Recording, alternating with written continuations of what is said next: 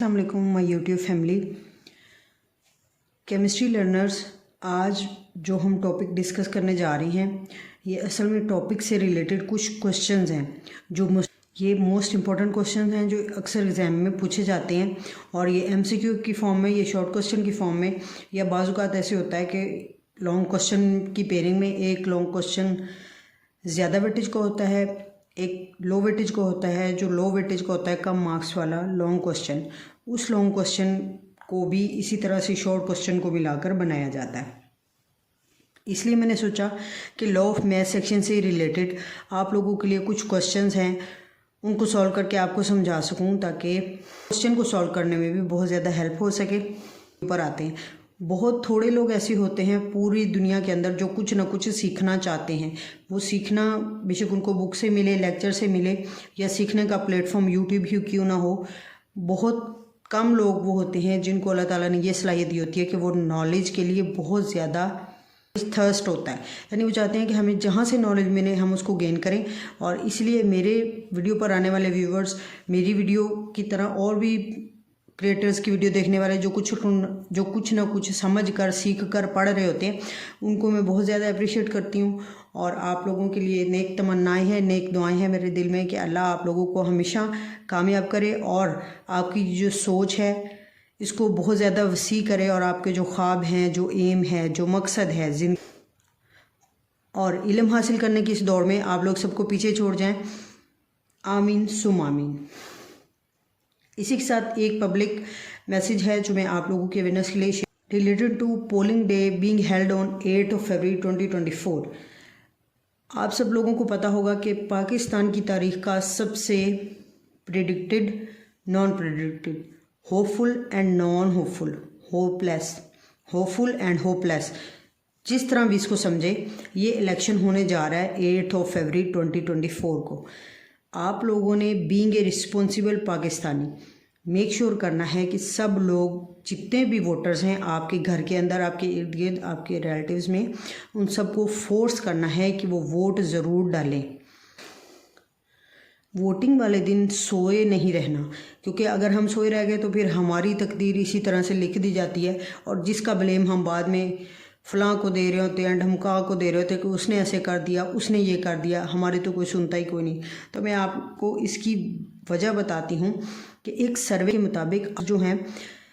के मुताबिक इस बार वोटर बहुत ज़्यादा हैं और इन ज़्यादा वोटर्स में से आधे से ज़्यादा यही सोचते हैं कि हमने तो वोटर डालना ही नहीं, क्योंकि हमारे वोट डालने से क्या होगा।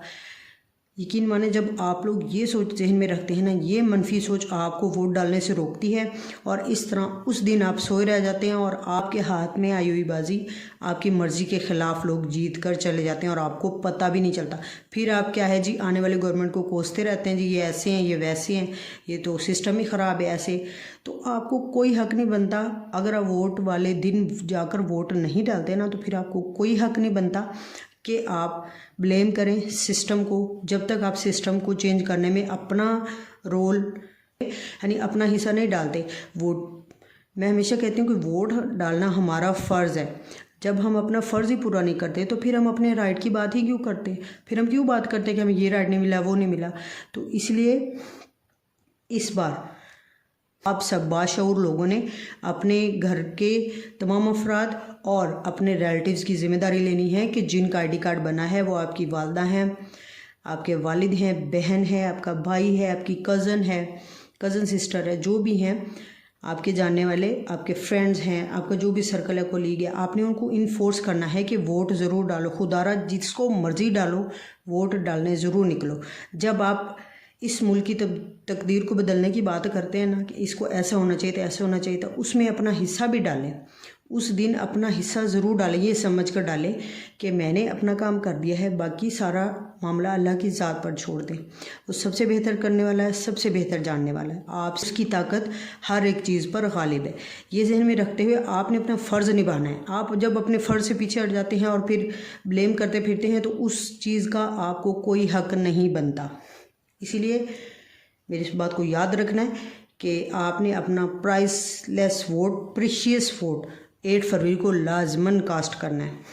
क्योंकि पोलिंग बूथ और पोलिंग स्टेशन आपके इलाकों में बहुत ज़्यादा बनाए गए हैं। इस बार पोलिंग स्टेशन की तादाद पहले से भी ज़्यादा है, पोलिंग का अमला भी ज़्यादा लोगों की सहूलत के लिए। इसलिए आप लोगों ने अपनी बहनों को, माओं को साथ लेकर जाना है। कोई नहीं जाने वाला तो बहनें चली जाएं साथ, माँ के साथ चले जाओ, अब्बू जा रहे हैं। जहाँ भी आपका वोट है आपने वोट डालने जाना है, जिस सूरत में भी जाएं, पैदल चल के जाएं या जैसे भी मर्जी जाएं, आपने वोटिंग वाले दिन सोए नहीं रहना। मेरी इस बात को याद रखना है। इसी के अल्लाह के हुजूर अपने मुल्क की बेहतरी के लिए दुआ भी करने कि या अल्लाह, ये जो वक्त आने वाला है ये मेरे मुल्क के लिए बहुत बेहतर से बेहतरीन हो जाए और ऐसे हुक्मरान मुसल्लत ना कर जो हमारे गुनाहों की सज़ा के तौर पर आएँ और हमारे मुल्क को हमेशा अच्छे और मुखलिस हुक्मरान अता कर। आमीन सुम आमीन। इसी दुआ के साथ अपना आज का लेक्चर स्टार्ट करते हैं। सबसे पहले जो क्वेश्चन आता है, मोस्टली जो पूछा जाता है, लॉ ऑफ मैथ सेक्शन को इन्हीं वर्डिंग में इसी तरह से पूछा जाता है, define law of math section. मैंने लेक्चर बनाया हुआ है रिकॉर्ड करके, अपने इसी चैनल पर मैंने वीडियो अपलोड की है, उसको आप जाकर देख लें।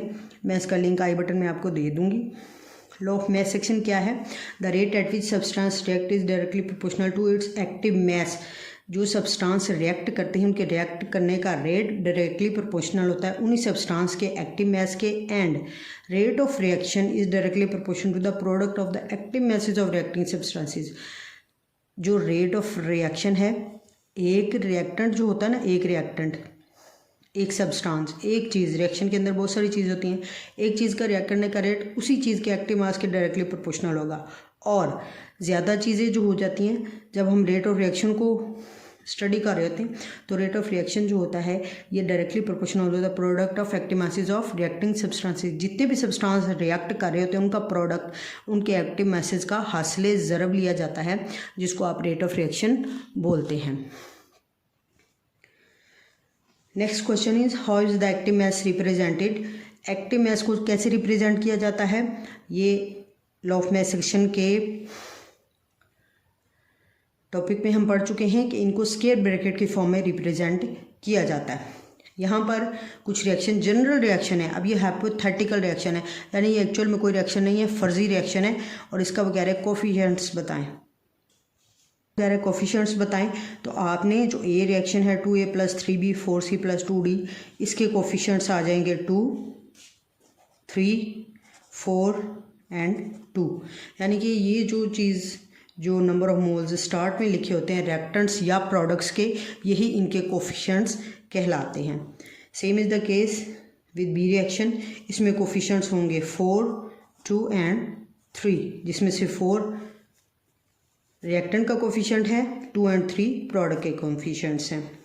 थर्ड रिएक्शन के अंदर 2, 4 एंड 5, जिसमें से 2 एंड 4 जो हैं रिएक्टेंट के कोफिशिएंट्स हैं और 5 किसका है जी?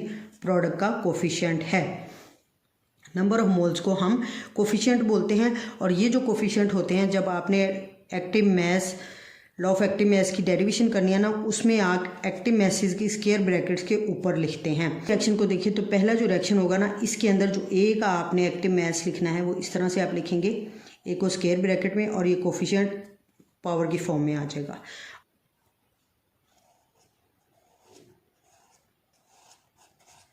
सी और डी प्रोडक्ट्स हैं तो ये ऊपर आ जाएंगे, ए और बी रिएक्टेंट्स हैं तो इसको आप नीचे लिखते हुए इनके ऊपर जो इनकी कोफिशिएंट हैं वो इनकी पावर बना देंगे। कोफिशिएंट्स जितने भी रिएक्शन के अंदर होते हैं, नंबर ऑफ मोल्स, उनको एक्टिव मैसेज की पावर बना दिया जाता है। इस तरह नेक्स्ट जो है ये आपका, इसको आप इस तरह से लिख लेंगे, प्रोडक्ट हैं जो आप ऊपर लिखते हैं बी रिएक्शन के लिए, इसका कोफिशिएंट 2 है और इस प्रोडक्ट का 3 है ओवर। नीचे जो होती है हमारी रिएक्टेंट्स होते हैं, डिनोमिनेटर में रिएक्टेंट होते हैं जिसकी पावर इस तरह से आएगी। इसी तरह थर्ड जो आपके पास हाइपोथेटिकल रिएक्शन है, इसके कोफिशिएंट भी इसी तरह एक्टिव मैसेज के पावर के तौर पे लिखे जाते हैं। वीडियो के सबसे इम्पोर्टेंट पार्ट की तरफ चलते हैं जिसमें हम इक्विलिब्रियम कांस्टेंट एक्सप्रेशन को देखेंगे। एमसीक्यू की फॉर्म, क्वेश्चन शॉर्ट, लॉन्ग या एमसीक्यूज की फॉर्म में आपको इन रिएक्शन के इक्विलिब्रियम कांस्टेंट एक्सप्रेशन पूछे जा सकते हैं। इसलिए इनको डिस्कस कर लेते हैं ताकि लॉ ऑफ मैक्स एक्शन जो है ये टॉपिक आपको अच्छी तरह से क्लियर हो सके, इसके सारे पॉइंट्स जो हैं आपके जहन में लॉक हो सकें। जो रिएक्शन है 2NO2 N2O4, इसका आप इक्विलिब्रियम कांस्टेंट एक्सप्रेशन लिखेंगे। सबसे पहले याद रखना है कि कांस्टेंट एक्सप्रेशन जो होता है इसमें ऊपर हम लिखते हैं प्रोडक्ट, डिनोमिनेटर में लिखते हैं रिएक्टेंट्स, एक्सप्रेशन में ऊपर प्रोडक्ट के एक्टिव मासेस लिखे जाते हैं और नीचे रिएक्टेंट के। अब इसी पॉइंट को जहन में रखते हुए हम इन रिएक्शन के इक्विलिब्रियम कांस्टेंट एक्सप्रेशन लिखेंगे। पहला रिएक्शन है, इसमें ये रिएक्टेंट है, ये प्रोडक्ट है। प्रोडक्ट आपने न्यूमिनेटर में यानी इसके ऊपर लिख लेना है ब्रैकेट के। जो आपके पास रिएक्टेंट है वो आपने डिनोमिनेटर में लिख लेना है और इसकी पावर 2 कर देनी है। That's it. यहाँ पर देखिए तो यही कोफिशिएंट जो पीछे मैंने आपको बताया है ये पावर की फॉर्म में आ गया। इसके साथ कुछ नहीं था इसलिए हम ब्रैकेट में कुछ नहीं लिखेंगे। Moving to the second reaction, PCl3 plus Cl2 converts into PCl5। यहाँ पर प्रोडक्ट PCl5 है तो इसका आप ऐसे लिखेंगे PCl5 न्यूमिनेटर में, डिनोमिनेटर में आएगा PCl3 और Cl2 का प्रोडक्ट। रिएक्टेंट्स और प्रोडक्ट्स की एक्टिव मासेस जो होते हैं उनका हम हमेशा प्रोडक्ट की फॉर्म में यहाँ पर लिखते हैं। यहाँ पर 2 थे तो दोनों को हमने प्रोडक्ट की फॉर्म में लिख लिया। अब थर्ड जो यहाँ पर रिएक्शन है 2S2 प्लस O2 2SO3, इसका एक्सप्रेशन इस तरह से होगा। इसका प्रोडक्ट SO3 है, इसको हम ऐसे लिखेंगे SO3 और ये जो इसका कोफिशिएंट है इसकी पावर बन जाएगा और डिनोमिनेटर में इसका रिएक्टेंट्स आ जाएंगे। रिएक्टेंट्स के साथ जो इसका कोफिशिएंट है वो आप ऊपर लिख देंगे। फोर्थ जो रिएक्शन है उसमें ये रिएक्टेंट है, ये प्रोडक्ट है। यहाँ पर प्रोडक्ट 2 हैं तो आपने प्रोडक्ट का हस्ले ज़रब लिख लेना है, एक्टिव मैसेज का हस्ले ज़रब। इसका 2 यहाँ पर आ जाएगा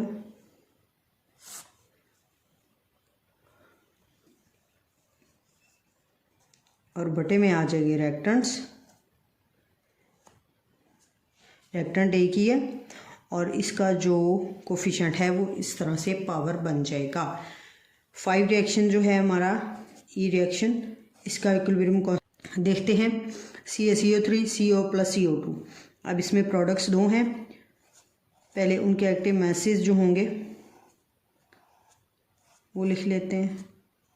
एक्टिव मैसेज का प्रोडक्ट हस्ले ज़रब, 2 बार मैं प्रोडक्ट बोल रही हूँ, एक बार जो प्रोडक्ट बोलती हूँ जो चीज़ बनती है रिएक्शन के अंदर ये वो चीज़ होती है। और दूसरा जो लफ्ज़ प्रोडक्ट का है, इन 2 का प्रोडक्ट का मतलब ये है कि इन 2 का हस्ले ज़रब।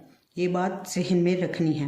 रिएक्टेंट या प्रोडक्ट में से कोई भी चीज़ जो एक से ज़्यादा हो, 2 हो, 3 हो, तो उन प्रोडक्ट्स का या रिएक्टेंट्स का हमेशा प्रोडक्ट लिखा जाता है इक्विलिब्रियम कांस्टेंट के एक्सप्रेशन के अंदर।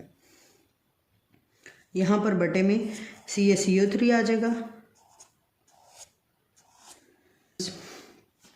चंद इंपॉर्टेंट रिएक्शंस के इक्विलिब्रियम कांस्टेंट एक्सप्रेशन हम लिख सकते हैं। ये सिर्फ मैंने अभी एक्सप्रेशन लिखना बताया है ताकि आपको अंडरस्टूड हो सके कि जब हमारे पास कोई भी रिएक्शन आता है तो उसके रिएक्टेंट को कहाँ लिखना है, प्रोडक्ट को कैसे लिखना है और एक्टिव मैसेज के अंदर जो कोफिशिएंट्स होते हैं उनको कैसे लिखना है। 3 बेसिक रूल इसमें पढ़े। इसमें लेक्चर की समरी मैं आपको बताती चलती हूँ। सबसे पहला रूल ये कि आपने हमेशा प्रोडक्ट की कंसंट्रेशन एक्टिव मैसेज के ऊपर लिखनी है। जो मोलर कंसंट्रेशन रिएक्टेंट्स की होगी या एक्टिव मैस होंगे, मोलर कंसंट्रेशन ही एक्टिव मैसेज के फॉर्म में लिखी जाती है।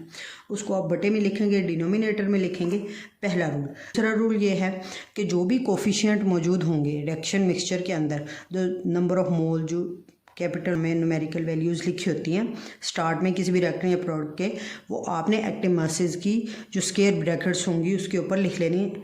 जैसे यहाँ पर एग्जांपल्स मैंने आपके सामने सॉल्व किए हैं। या प्रोडक्ट में से कोई चीज़ एक से ज़्यादा है, यानी 2 रिएक्टेंट हैं या 2 प्रोडक्ट हैं, तो हमने उनको प्रोडक्ट की फॉर्म में लिखना है। ऐसे नहीं है कि एक ही ब्रैकेट के अंदर दोनों लिख लेने या प्लस माइनस नहीं करना। एक ब्रैकेट में आप एक रिएक्टेंट या प्रोडक्ट लिखेंगे, दूसरे में दूसरा रिएक्टेंट लिखेंगे और इस तरह से उनका प्रोडक्ट यानी कि हस्ले ज़रब की फॉर्म में उनको लिखा जाता है। जैसे मैंने यहाँ पर रिएक्टेंट का प्रोडक्ट शो किया है, यहाँ पर प्रोडक्ट का प्रोडक्ट शो किया है।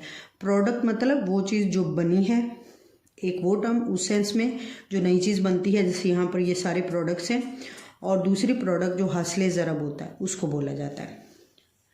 इस लेक्चर से मतलब कोई भी क्वेश्चन आपके जहन में क्लिक कर रहा है या कोई बात आपको क्लियर नहीं हुई तो आप कमेंट बॉक्स में पूछ सकते हैं, मैं उसको आपको ज़रूर रिप्लाई करूँगी। अपना ख़ास ख्याल रखना है और don't forget to do poll on 18 फरवरी 2024। वोट हमारा हक भी है और हमारा फ़र्ज़ भी है, और जब तक हम अपना फ़र्ज़ नहीं निभाते हम अपने किसी हक की बात नहीं कर सकते। उस बंदे से तो ये बात करना ही बेकार है जो अपना वोट ना डाले। जिसको भी डालना है ये आपका ज़मीर है, आप खुद जानते हैं किसको डालना है किसको नहीं। आप खुद बेहतर बाशऊर लोग हैं, समझदार लोग हैं, पढ़े लिखे लोग हैं, आपको खुद समझ होगी कि कौन राइट है कौन रॉन्ग है। आपने इन चीज़ों को देखते हुए अपने ज़मीर की आवाज़ को सुनना है और जिसको चाहें वोट दें, लेकिन वोट देने ज़रूर निकलें। उस दिन सोते ना रहें, खुदारा उस दिन सोते ना रहें। काम पे थोड़ा लेट चले जाएंगे कोई बात नहीं, वोट ज़रूर डालना है। अल्लाह आपका हामी नासिर हो और अल्लाह हमारे इस मुल्क पर अपनी रहमतें और बरकतें निछावर करता रहे। आमीन सुम आमीन। अल्लाह हाफिज़।